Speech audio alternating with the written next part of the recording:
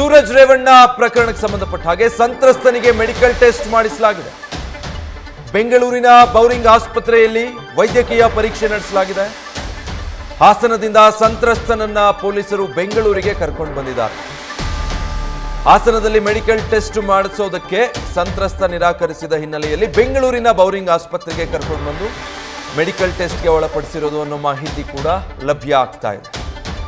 ಒಂದು ಕಡೆ ಸಂತ್ರಸ್ತನನ್ನ ವೈದ್ಯಕೀಯ ಪರೀಕ್ಷೆಗೆ ಒಳಪಡಿಸಿದ್ದಾರೆ, ಮತ್ತೊಂದು ಕಡೆ ನಿನ್ನೆ ರಾತ್ರಿಯಿಂದಲೇ ತಡರಾತ್ರಿವರೆಗೂ ಕೂಡ ಈ ದೂರು ಪ್ರತಿ ದೂರಿಗೆ ಸಂಬಂಧಪಟ್ಟ ಹಾಗೆ ಪೊಲೀಸ್ ಅಧಿಕಾರಿಗಳು MLC ಸೂರಜ್ ರೇವಣ್ಣರನ್ನ ತೀವ್ರ ವಿಚಾರಣೆಗೆ ಒಳಪಡಿಸಿದ್ರು. ಸಾಕಷ್ಟು ಪ್ರಶ್ನೆಗಳನ್ನು ಕೇಳಿದ್ರು. ಒಂದು, ಇವರ ಕಡೆಯಿಂದ ದಾಖಲಾಗಿದ್ದಂಥ ದೂರು ಬ್ಲ್ಯಾಕ್ ಮೇಲ್ ಮಾಡಲಾಗ್ತಾ ಇದೆ ನಮಗೆ ಹಣಕ್ಕಾಗಿ, ಅದಕ್ಕಾಗಿ ಈ ರೀತಿಯಾಗಿ ದೂರು ಕೊಡ್ತೀನಿ ಅಂತ ಬ್ಲ್ಯಾಕ್ ಮೇಲ್ ಮಾಡಿ ಹಣ ನೀಡೋದಕ್ಕೆ ಹೆದರಿಸ್ತಾ ಇದ್ದಾನೆ ಈ ಯುವಕ ಅಂತ ಹೇಳಿ ದಾಖಲಾಗಿದ್ದ ದೂರು. ಮತ್ತೊಂದು ಪ್ರತಿ ದೂರು, ನನಗೆ ಅಸಹಜ ಲೈಂಗಿಕ ದೌರ್ಜನ್ಯ ಎಸಗಿದ್ದಾರೆ ಸೂರಜ್ ರೇವಣ್ಣ, ನಾನು ಅವ್ರ ಬಳಿ ಕೆಲಸ ಕೇಳ್ಕೊಂಡು ಹೋಗಿದ್ದೆ, ಆ ಸಂದರ್ಭದಲ್ಲಿ ಈ ರೀತಿ ತೋಟದ ಮನೆಯಲ್ಲಿ ನನ್ನ ಮೇಲೆ ಅಸಹಜ ಲೈಂಗಿಕ ದೌರ್ಜನ್ಯವೆಸಗಿದ್ದಾರೆ ಅನ್ನೋ ಆರೋಪ ಮಾಡಿ ದೂರು ದಾಖಲಿಸಿರೋದು. ಡೀಟೇಲ್ಸ್ ಕೊಡ್ತಾರೆ ಪ್ರಜ್ವಲ್, ಲೈವ್ನಲ್ಲಿ ಜಾಯ್ನ್ ಆಗ್ತಾ ಇದ್ದಾರೆ. ಪ್ರಜ್ವಲ್, ನಿನ್ನೆಯಿಂದ ಕೂಡ ಯಾವುದೇ ಕ್ಷಣದಲ್ಲಿ ಬಂಧನ ಆಗೋ ಸಾಧ್ಯತೆ ಇತ್ತು FIR ದಾಖಲಾದ ನಂತರ. ಇದೀಗ ಸೂರಜ್ ರೇವಣ್ಣ ಅರೆಸ್ಟ್ ಆಗಿರೋ ಮಾಹಿತಿ ಗೊತ್ತಾಗ್ತಾ ಇದೆ. ಏನೆಲ್ಲ ಅಪ್ಡೇಟ್ಸ್ ಗೊತ್ತಾಗ್ತಾ ಇದೆ?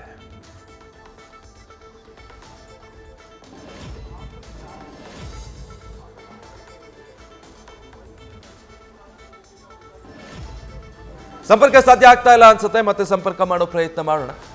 ಒಟ್ಟಿನಲ್ಲಿ ಇಡೀ ರೇವಣ್ಣ ಅವರ ಕುಟುಂಬದ ಪರಿಸ್ಥಿತಿ ಹೇಗಾಗೋಗಿದೆ ಅಂದರೆ, ಪ್ರಜ್ವಲ್ ರೇವಣ್ಣ ಪೆನ್ ಡ್ರೈವ್ ಕೇಸ್ಗೆ ಸಂಬಂಧಪಟ್ಟ ಹಾಗೆ ತಿಂಗಳಾನುಗಟ್ಟಲೆ ಪ್ರಹಸನನೇ ನಡೆದು ಹೋಯಿತು. ಪ್ರಜ್ವಲ್ ರೇವಣ್ಣ ವಿದೇಶದಲ್ಲಿ ಹೋಗಿ ಕುಳಿತಿದ್ರು, ಅವರನ್ನು ಪತ್ತೆ ಹಚ್ಚೋದೇ ಒಂದು ಸರ್ಕಸ್ ಆಯಿತು, ಕೊನೆಗೆ ಅವರೇ ಬರಬೇಕಾಯಿತು. ಆದರೆ ಅದಕ್ಕೆ ಮುಂಚೆನೆ ಆ ಕಿಡ್ನಾಪ್ ಪ್ರಕರಣಕ್ಕೆ ಸಂಬಂಧಪಟ್ಟ ಹಾಗೆ ರೇವಣ್ಣ SIT ಕಸ್ಟಡಿ ಎದುರಿಸಬೇಕಾಯಿತು. ನಂತರ ಪರಪ್ಪನ ಅಗ್ರಹಾರಕ್ಕೆ ಹೋಗಿದ್ರು, ಅದಾದಮೇಲೆ ಈಗ ಜಾಮೀನಿನ ಮೇಲೆ ಹೊರಗಿದ್ದಾರೆ.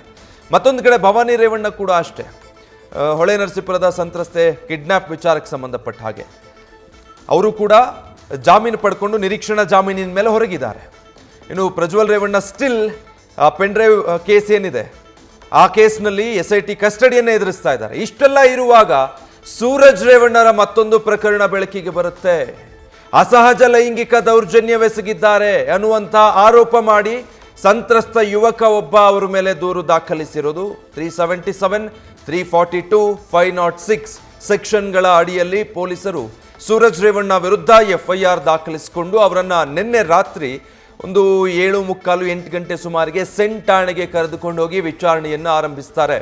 ಇಲ್ಲಿ 2 ದೂರುಗಳು ದಾಖಲಾಗಿರುತ್ತೆ. ಒಂದು, ಸಂತ್ರಸ್ತನ ಯುವಕನ ಮೇಲೆ ಸೂರಜ್ ರೇವಣ್ಣ ಆಪ್ತ ಶಿವಕುಮಾರ್ ನೀಡಿದಂಥ ದೂರು, ಈತ ಈ ರೀತಿ ನಮ್ಮನ್ನ ಬ್ಲ್ಯಾಕ್ ಮೇಲ್ ಮಾಡ್ತಾ ಇದ್ದಾನೆ, ಹಣಕ್ಕಾಗಿ ಡಿಮ್ಯಾಂಡ್ ಇಟ್ಟಿದ್ದಾನೆ ಅನ್ನುವಂಥ ದೂರಾಗಿರುತ್ತೆ.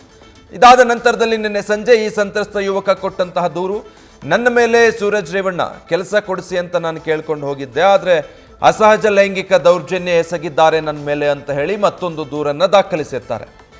ಸೊ ಇದರಲ್ಲಿ FIR ರಿಜಿಸ್ಟರ್ ಮಾಡ್ತಾರೆ ಪೊಲೀಸರು. 377, 342 ಮತ್ತು 506 ಸೆಕ್ಷನ್ಗಳ ಅಡಿಯಲ್ಲಿ ಈ ಸಂಬಂಧ ವಿಚಾರಣೆಗೆ ಅಂತ ಹೇಳಿ ನಿನ್ನೆ ಸೂರಜ್ ರೇವಣ್ಣರನ್ನ ಸೆನ್ ಪೊಲೀಸ್ ಠಾಣೆಗೆ ಕರ್ಕೊಂಡು ಬರ್ತಾರೆ. ಬಹಳಷ್ಟು ನಾಟಕೀಯ ಬೆಳವಣಿಗೆಗಳಿಗೆ ಈ ಪ್ರಕರಣ ನಿನ್ನೆ ಸಾಕ್ಷಿಯಾಗುತ್ತೆ. ಇದ್ದಕ್ಕಿದ್ದ ಹಾಗೆ ಪೊಲೀಸ್ ಅಧಿಕಾರಿಗಳು ಸೂರಜ್ ರೇವಣ್ಣರನ್ನ ಸೆನ್ ಠಾಣೆಗೆ ಕರ್ಕೊಂಡು ಬಂದು ವಿಚಾರಣೆಗೆ ಒಳಪಡಿಸೋದಕ್ಕೆ ಮುಂದಾಗ್ತಾರೆ. ಅದಾದಮೇಲೆ DYSP ಕೂಡ ಠಾಣೆಗೆ ಭೇಟಿ ಕೊಡ್ತಾರೆ. ಹಿರಿಯ ಪೊಲೀಸ್ ಅಧಿಕಾರಿಗಳೆಲ್ಲರೂ ಕೂಡ ಆ ಪೊಲೀಸ್ ಠಾಣೆಗೆ ಬಂದು ವಿಚಾರಣೆ ಮಾಡ್ತಾರೆ ಸೂರಜ್ ರೇವಣ್ಣರನ್ನ ಈ ಪ್ರಕರಣಕ್ಕೆ ಸಂಬಂಧಪಟ್ಟ ಹಾಗೆ. ಯಾಕಂದ್ರೆ ಅದಾಗಲೇ ಒಂದು ಆಡಿಯೋ ಮತ್ತೊಂದಷ್ಟು ವಾಟ್ಸಪ್ ಸ್ಕ್ರೀನ್ ಶಾಟ್ ಎಲ್ಲ ವೈರಲ್ ಆಗಿತ್ತು. ಎಲ್ಲದಕ್ಕೆ ಸಂಬಂಧಪಟ್ಟ ಹಾಗೆ ವಿಚಾರಣೆ ಮಾಡಿದ್ದಾರೆ. ಮತ್ತೆ ಸಂಪರ್ಕಕ್ಕೆ ಸಿಕ್ಕಿದ್ದಾರೆ ಪ್ರಜ್ವಲ್, ಈಗ ಸೂರಜ್ ರೇವಣ್ಣ ಬಂಧನಕ್ಕೆ ಸಂಬಂಧಪಟ್ಟ ಹಾಗೆ ಏನೆಲ್ಲ ಲೇಟೆಸ್ಟ್ ಅಪ್ಡೇಟ್ಸ್ ಗೊತ್ತಾಗ್ತಾ ಇದೆ?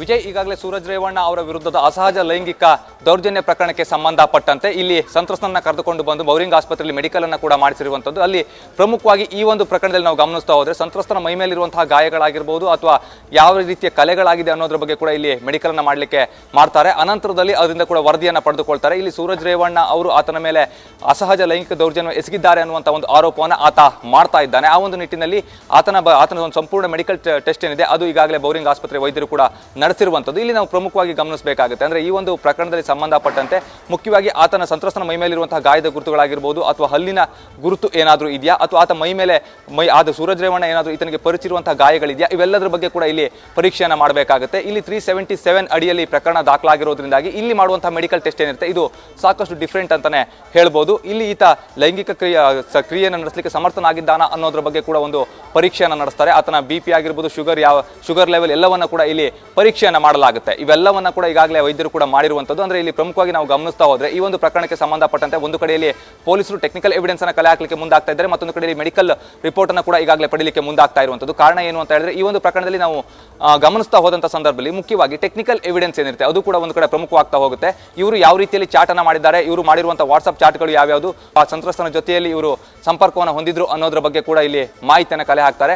ಆತನ ವಾಟ್ಸ್ಆಪ್ ಡಾಟಾವನ್ನು ಕೂಡ ರಿಟ್ರೀವ್ ಮಾಡುವಂತ ಒಂದು ಕೆಲಸವನ್ನ ಮಾಡ್ತಾ ಹೋಗ್ತಾರೆ. ಇವರು ಯಾವ ರೀತಿಯಲ್ಲಿ ಮೆಸೇಜ್ ಅನ್ನ ಮಾಡ್ತಾ ಇದ್ರು ಅನ್ನೋದ್ರ ಬಗ್ಗೆ ಕೂಡ ಮಾಹಿತಿಯನ್ನು ಕಲೆ ಹಾಕ್ತಾರೆ. ಈ ಎಲ್ಲ ಒಂದು ಟೆಕ್ನಿಕಲ್ ಎವಿಡೆನ್ಸ್ ಅನಾಲಿಸಿಸ್ ನ ಆಧಾರದ ಮೇಲೆ ಈ ಒಂದು ಪ್ರಕರಣಕ್ಕೆ ಸಂಬಂಧಪಟ್ಟಂತೆ ಪೊಲೀಸರು ಕೂಡ ಮುಂದಿನ ಒಂದು ತನಿಖೆಯನ್ನು ಮಾಡ್ತಾ ಹೋಗ್ತಾರೆ. ಇಲ್ಲಿ ನಾವು ಪ್ರಮುಖವಾಗಿ ಗಮನಿಸ್ತಾ ಹೋದಂತೆ ಸೂರಜ್ ರೇವಣ್ಣ ಅವರು ಈ ಸಂತ್ರಸ್ತನ ಜೊತೆ ಯಾವಾಗಿನಿಂದ ಸಂಪರ್ಕದಲ್ಲಿ ಇದ್ರು ಅನ್ನೋದು ಕೂಡ ಇಲ್ಲಿ ಪ್ರಮುಖವಾಗ್ತಾ ಹೋಗುತ್ತೆ. ಯಾವಾಗ ಇವರು ಆ ಒಂದು ಫಾರ್ಮ್ ಹೌಸ್ ಅಲ್ಲಿ ಆಗಿದೆ ಅನ್ನುವಂಥ ಒಂದು ವಿಚಾರವನ್ನು ಹೇಳ್ತಾ ಇದ್ದಾರೆ, ಅಲ್ಲಿಗೆ ಯಾವಾಗ ಹೋಗಿದ್ದ ಈ ಸಂತ್ರಸ್ತ, ಅದರ CCTV ಕೂಡ ಪರಿಶೀಲನೆ ಮಾಡುವಂಥ ಒಂದು ಕೆಲಸವನ್ನು ಮಾಡ್ತಾರೆ. ಅದರ DVR ಅನ್ನು ಕೂಡ ವಶಕ್ಕೆ ಪಡೆಯುವಂಥ ಒಂದು ಕೆಲಸವನ್ನು ಮಾಡ್ತಾ ಹೋಗ್ತಾರೆ. ಅಂದ್ರೆ ಈ ಒಂದು ಪ್ರಕರಣಕ್ಕೆ ಸಂಬಂಧಪಟ್ಟಂತೆ ನಾವು ಗಮನಿಸ್ತಾ ಹೋದ್ರೆ ಇಲ್ಲಿ ಟೆಕ್ನಿಕಲ್ ಎವಿಡೆನ್ಸ್ ಏನಿರುತ್ತೆ ಅದನ್ನ ಕೂಡ ಮುಂದಿಟ್ಟುಕೊಂಡು ಪೊಲೀಸರು ತನಿಖೆಯನ್ನು ಮಾಡ್ತಾ ಹೋಗ್ತಾರೆ. ಮತ್ತೊಂದು ಕಡೆ ಮೆಡಿಕಲ್ ರಿಪೋರ್ಟ್ ಈಗಾಗಲೇ ಮೆಡಿಕಲ್ಗೆ ಸಂಬಂಧಪಟ್ಟಂತೆ ಕೂಡ ಆತನನ್ನ ಪರೀಕ್ಷೆಗೆ ಒಳಪಡಿಸಿರೋದ್ರಿಂದಾಗಿ ಅದರ ಒಂದು ಆಧಾರದ ಮೇಲೆಯೂ ಕೂಡ ಇಲ್ಲಿ ಮುಂದಿನ ಒಂದು ವರದಿಯನ್ನು ಪಡೆದುಕೊಳ್ತಾ ಹೋಗ್ತಾರೆ. ಈಗಾಗಲೇ ಸೂರಜ್ ರೇವಣ್ಣ ಅವರ ವಿಚಾರಕ್ಕೆ ಸಂಬಂಧಪಟ್ಟಂತೆ ನಾವು ಇಲ್ಲಿ ಗಮನಿಸ್ತಾ ಹೋದಂತ ಸಂದರ್ಭದಲ್ಲಿ ಇವರು ಯಾವಾಗಿನಿಂದ ಹಾಗಾದ್ರೆ ಈ ರೀತಿಯ ಒಂದು ಕೃತ್ಯಗಳಲ್ಲಿ ಭಾಗಿಯಾಗ್ತಾ ಇದ್ರು ಅನ್ನೋದನ್ನ ಕೂಡ ಇಲ್ಲಿ ತನಿಖೆಯನ್ನು ಮಾಡಬೇಕಾಗುತ್ತೆ. ಟೆಕ್ನಿಕಲ್ ಎವಿಡೆನ್ಸ್ ಆಧಾರದ ಮೇಲೆ ಈ ಒಂದು ಪ್ರಕರಣದ ತನಿಖೆಯನ್ನು ನಡೆಸಲಿಕ್ಕೆ ಈಗಾಗಲೇ ಪೊಲೀಸರು ಕೂಡ ಮುಂದಾಗಿರುವಂತದ್ದು.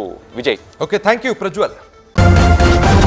ನ್ಯೂಸ್ ಫಸ್ಟ್ ನಿರ್ಭೀತಿಯಿಂದ ನಿಮ್ಮ ಪರವಾಗಿ.